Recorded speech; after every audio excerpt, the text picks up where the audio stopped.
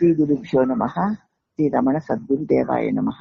శ్రీ రమణ భాషణలు జనవరి 21, 1939.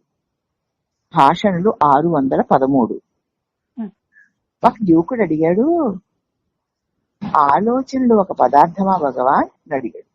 ఆలోచనలు అంటే ఒక పదార్థమా అని అడిగాడు. మహర్షి అన్నారు, అంటే నీ చుట్టూ చూస్తున్నావే, నీ చుట్టూ అన్నిటినీ చూస్తున్నావు కదా, ఆ పదార్థాల వంటిగా అని నువ్వు అడుగుతున్నావు. నీ చుట్టూ చూస్తున్న పదార్థాలు అలాంటిది అని నువ్వు అడుగుతున్నావు అన్నాడు భగవాన్. అవును భగవాన్, అంటే ఆలోచనలంటే స్థూలములా అని అడుగుతున్నాను నేను అన్నాడు.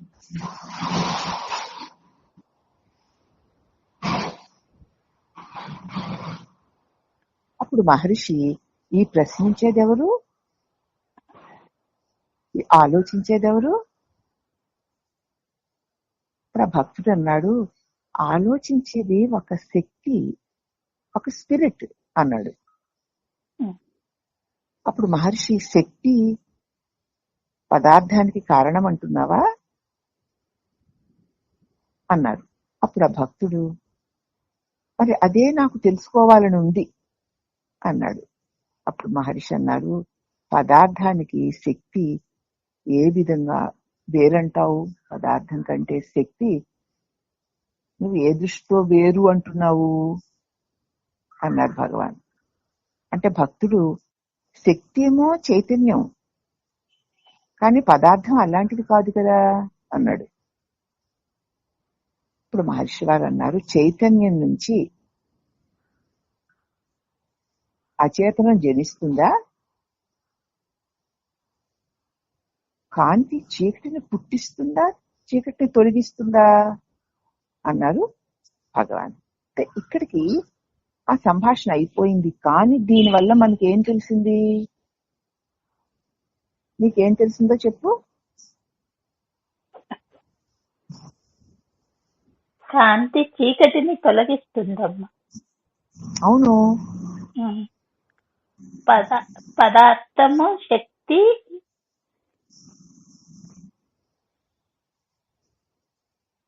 పదార్థము శక్తి వేరు అనుకుంటున్నాను అన్నాడు ఆయన. పదార్థము శక్తి రెండు వేరు అంటున్నాడు. ఆలోచించేవాడు ఒక శక్తిట, ఆలోచించేవాడు ఎవరు అంటే ఒక శక్తి, ఒక స్పిరిట్ అన్నాడు. మరి శక్తి ఆ పదార్థానికి కారణం అంటావా? ఆలోచించేవాడి యొక్క శక్తి పదార్థానికి కారణం అంటావా అన్నారు భగవాను. అదే మరి, అదే నేను తెలుసుకోవాలనుకుంటున్నాను అన్నాడు. పదార్థానికి శక్తి ఏ విధంగా వేరు అనుకుంటున్నావు నువ్వు? అంటే శక్తి చైతన్యం కదా భగవాన్, మరి పదార్థం అలాంటిది కాదు కదా. పదార్థం అంటే ఒక జడమైన వస్తువు. ఆలోచనలు అంటే ఒక జడమైన పదార్థమా అన్నాడు కదూ. అంటే నువ్వు నీ చుట్టూ చూస్తున్నావు, ఆ పదార్థాల వంటిదేనా, అలాంటి జడమేనా అనుకుంటున్నావా నువ్వు అన్నారు భగవాన్. అవును, ఈ స్థూలములైన పదార్థములు ఎట్లా జడమో ఆలోచన కూడా అలాగే జడమేనా అని అడిగాడు. ఇప్పుడు భగవాన్ అన్నారు, ఈ ప్రశ్న ఎవరు వేస్తున్నారు? ఈ ఆలోచనలు ఎవరికి వస్తున్నాయి అంటే, ఈ ఆలోచించేవాడు ఒక శక్తి కదా భగవాన్. మరి ఆ శక్తి ఆ పదార్థానికి కారణం అంటావా?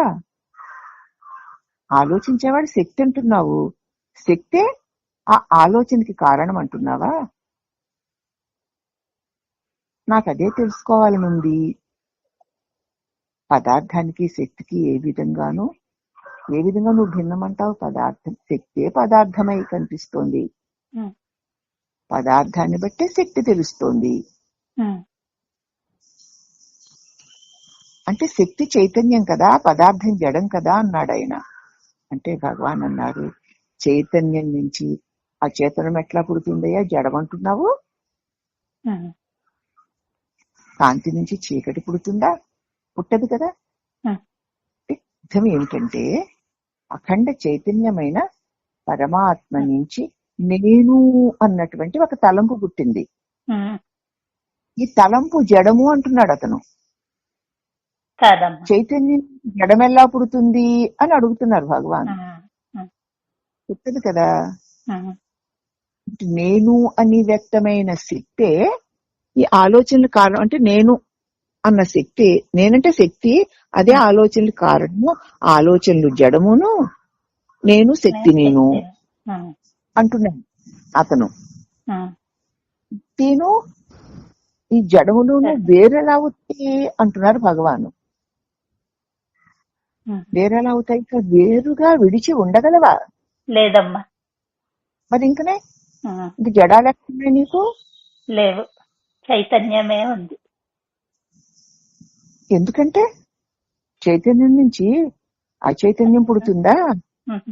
కాంతి చీకటిని పుట్టిస్తుందా? అస్సలు చీకటే లేదు, అజ్ఞానమే లేదు, జడమన్నది లేదు. ఎంత లోపలిది తెలిసిందంటే లేదు అసలు. అవునమ్మా.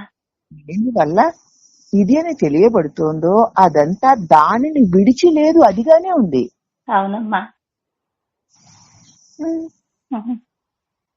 చైతన్యాన్ని విడిచి లేనిదంతా చైతన్యమే.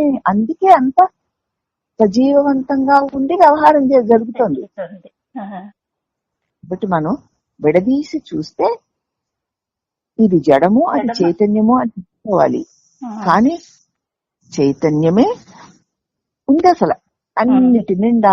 అంతటా అణువణువులోనూ ఆ చైతన్య ప్రకాశమే నిండి ఉంది. ఇందులో నుంచి కాంతి వెలుగు చీకటిని పుట్టించదు, తొలగిస్తుంది. కాబట్టి చైతన్యము జడమును పుట్టిస్తుందా? పుట్టించదు. అంతా చైతన్యమే, అంతా శక్తి ఉన్నది ఏకైక చైతన్యము.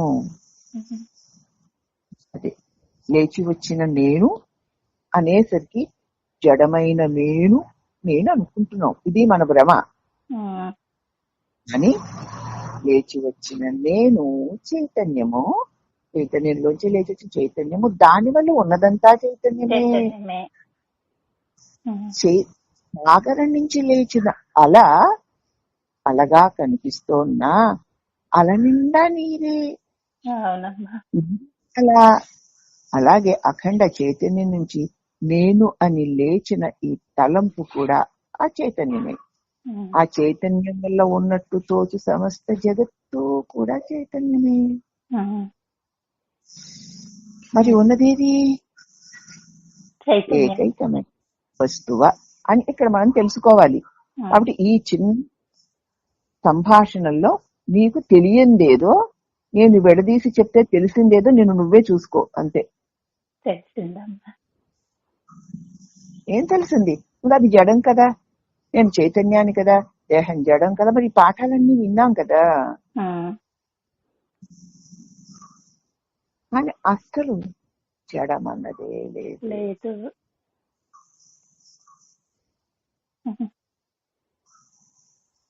నీలోన వెలుగు నాలోన వెలుగు నిఖిల భూతముల యందు నిలుచు ఒక వెలుగు,